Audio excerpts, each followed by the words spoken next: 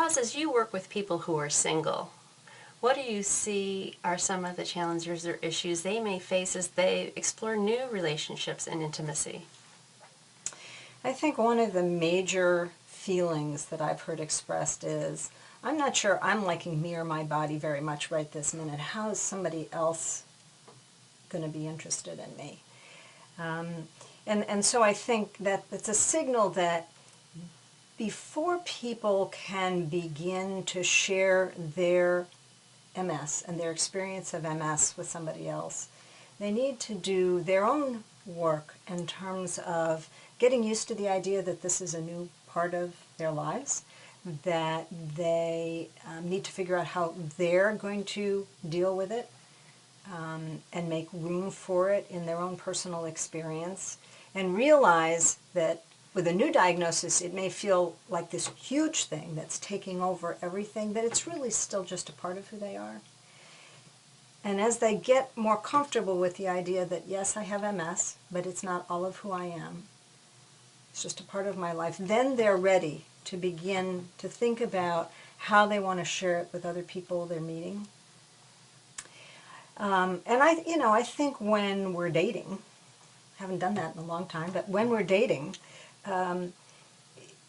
that's a gradual process of deciding whether this is a person we want to get to know better, or spend more time with, or ultimately to spend a lifetime with.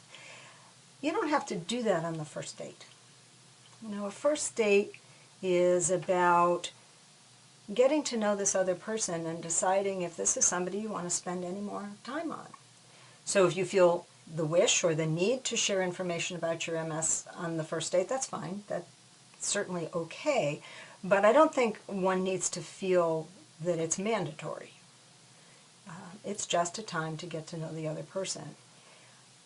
Once you have decided that this is a person you want to get to know better, or you want to spend more time with, or this is a relationship you think you want to invest more energy in, then it's time to start thinking about, okay, what about me do I want to share? And it's not just MS, it's all kinds of things about one's history, one's family background, one's quirks and foibles. Am I ready to begin sharing that information?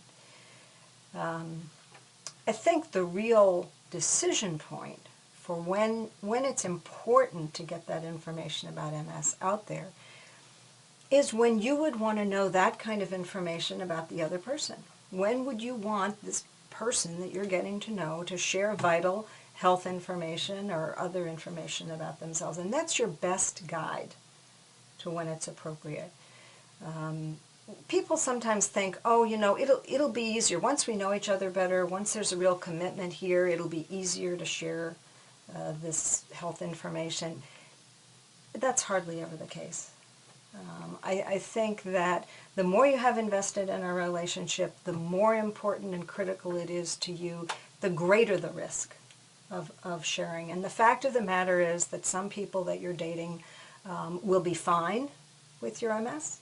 They will take it in stride. They'll ask what they need to know about it. They'll want to be educated. They'll want to know how they can help and what you need from them. And other people will shy away. That's just the reality of it. Some people will be put off. So you don't want to wait so long into a relationship that risk is more than you can tolerate. So my general advice to people is, when you start to feel that this is a relationship in which you want to invest some time and effort and you really want to know who this other person is, that's when it's important to get your health and other vital information out on the table. Roz, as people begin to move that getting to know you aspect of the relationship into something a little bit more intimate, I think what comes to mind for folks sometimes is, how do I communicate how my MS is affecting me? And how might that affect the sexuality within the relationship? Are there suggestions or recommendations or guidance you can give to individuals as they begin to transition into a new stage of that relationship? I think that communication is critical to any sexual relationship, with or without MS in the picture. people who have the most comfortable and satisfying sexual relationships are people who can talk openly about what feels good, what doesn't, what turns them on, what turns them off, what makes them feel closer to the other person, what creates distance. So MS is just one more factor in a person's life that might affect those issues.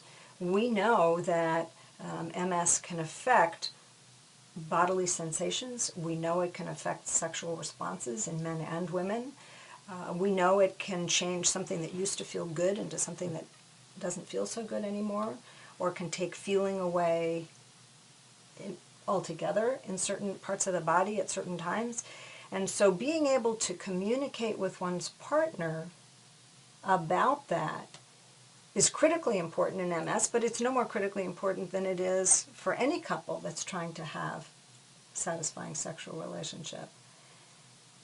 I think that you can't overemphasize the importance of that communication, because what can happen between couples when between members of a couple when one of them has MS is that the other partner can sort of get concerned about hurting their partner with MS, or over fatiguing their partner with MS, or doing the wrong thing, so that they can end up being so concerned about it that they can't be free and easy and spontaneous. So that communication, again, not only helps the person with MS convey what they want and need, but it also helps the partner understand how to be a receptive and a sensitive lover.